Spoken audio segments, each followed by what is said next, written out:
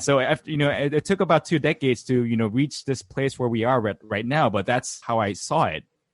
It's interesting to me that it didn't happen that quickly on the same timeline here in the States. We are still behind that in many ways.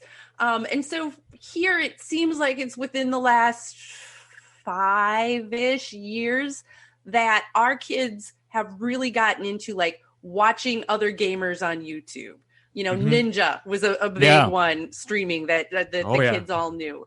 And it seemed for so many of us parents that a reaction is what you said is like, you're seriously just sitting there watching somebody else play a video game? Right. And that sounds so ridiculous to many of us grown-ups, many of us American grown-ups who sit there on the couch and watch the NFL play every Sunday. So there's similarities there, and yet we don't see that. What do you think is that mental disconnect there? Yeah, that's a great point. And if I remember back in my days, so when I switched, like back in Korea, this was in the 90s, about that, broadcasting channel who decided to just go esports only. And I remember coming back from school and, switching off the television, and there was like StarCraft going on all of a sudden. I'd never seen StarCraft on the television. It's like, what's going on, right? I was so surprised. But then you have this casters and commentators, just like the sports setup, and they explain what's really going on. And also all the stories behind the players, that the build up, that why they have to win, and what was the matches like before, and that this is their strategy, etc. So the point is that there's a lot of stories going on, just like traditional sports like NFL whatsoever, and it's those stories that we people as spectator like really get into it. And that realization, that gaming before was just more of a player entertainment for more of a playing from a playing perspective, but it's more of a viewership nowadays, as you mentioned it, Jennifer. So I think that clear paradigm shift is something that that became clear, and that's probably the fundamental reason why the esports industry is really growing right now. When you mentioned the stories, them sharing the strategy and the stories, that made me think about the Olympic broadcasting, because every 4 years, so many of us around the world, we watch the Olympics. We watch sports that we didn't even know were sports, and we rely on those commentators. They tell us the stories of some of these athletes, and then we're emotionally invested. And we watch a guy on skis with a gun, and normally, I don't even know what you call that sport. What is that, Janet? Do you know? There's a name for it. Yeah, there's a name for it. I know what you mean. Yeah. Yeah, I know what you mean. Every 4 years we can think of it, but I can't think of it right now.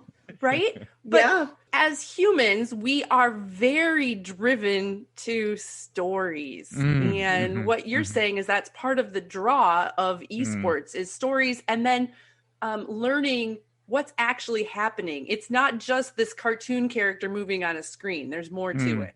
Oh yeah. Like if you look into it, like there's a lot of genres of game, titles of games. So it really depends on that type as well. But a lot of the time these esports games are very strategic. I mean, it started from as simple as as you mentioned, Pac-Man before, but now it's really, really complicated. It's like it uses a lot of brain power all the time, very constantly. You have to move all the time, and you just wonder like how someone can manage to do that. But it's really strategic, and sometimes depending on the game, the game itself is very team oriented. So there's a lot of coordination, communication going on, and a lot of smartness that goes inside of the game. And once you start understand what's the rule behind, the strategy behind, it gets even more entertaining as a viewer. So give us the through line here, Baro, because I know there's parents out there whose sons are saying, I'm going to be a YouTube gamer. I'm going to make lots of money playing video games. And, just as like Jen said about the Olympics, you don't just get to strap on skis and grab a rifle and go out and do that sport that we can't think of the name of. But we're going to get emails. I know. We will put it in the show notes, listeners, because I know you want to know. Give us, kind of trick the through line. How possible is it really to make money being an esport gamer? I'm not sure what the terminology is there.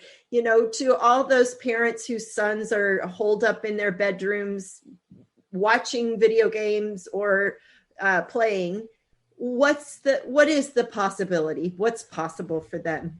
Simple answer to that is that so playing games as a hobby or leisurely is very entertaining, but if the moment you start to get into the professional